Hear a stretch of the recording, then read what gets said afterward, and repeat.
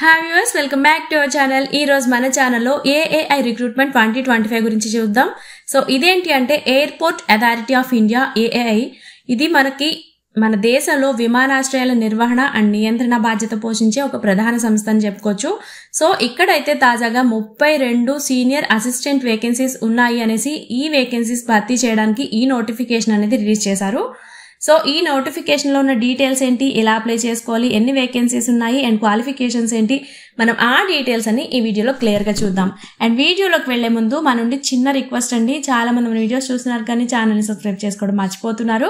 So video చూసిన వెంటనే వీడియోకి ఒక లైక్ చేయండి అండ్ ఛానల్ ని కూడా సబ్స్క్రైబ్ చేసుకోండి. సో ఈ వీడియోలో ఉన్న డీటెయిల్స్ అన్ని చూద్దాం. సో ఇక్కడ మనకి టోటల్ గా 32 వేకెన్సీస్ అయితే ఉన్నాయని చెప్తున్నారు. Airport authority of India official notification లో ఉన్న డీటెయిల్స్ ఏంటి అంటే ఇక్కడ electronic accounts and official language, ఇక్కడ ఈ వేకెన్సీస్ కోసం అయితే ఈ నోటిఫికేషన్ అనేది రిలీజ్ చేశారు. సో దీనికోసం క్వాలిఫికేషన్స్ మనం చూసుకున్నట్లయితే మీరు దేనికి సంబంధించిన జాబ్ కి సెలెక్ట్ చేసుకుంటారో దానికి సంబంధించిన డిప్లొమో, డిగ్రీ లేదా పీజీ డిగ్రీ అయితే అవసరం అనేసి ఇక్కడ మెన్షన్ చేశారు.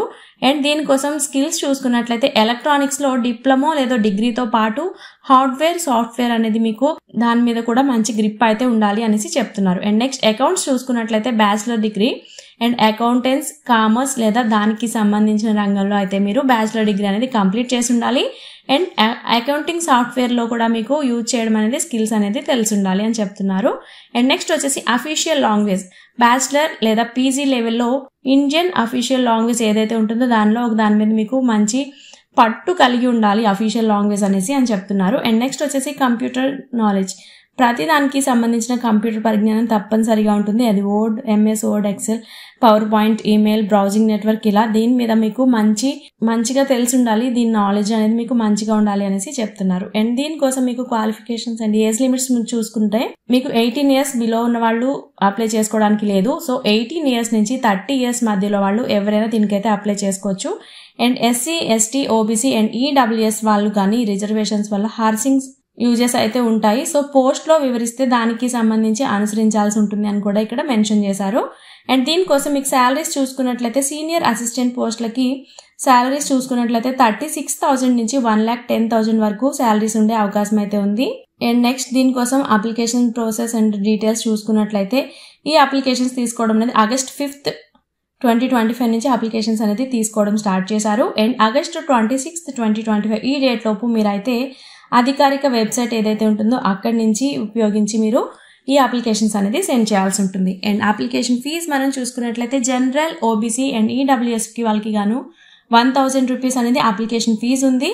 అండ్ ఎస్సీ, ఎస్టీ, ఈఎస్ఎం వాళ్ళకి ఎటువంటి అప్లికేషన్ ఫీజు కూడా లేదు.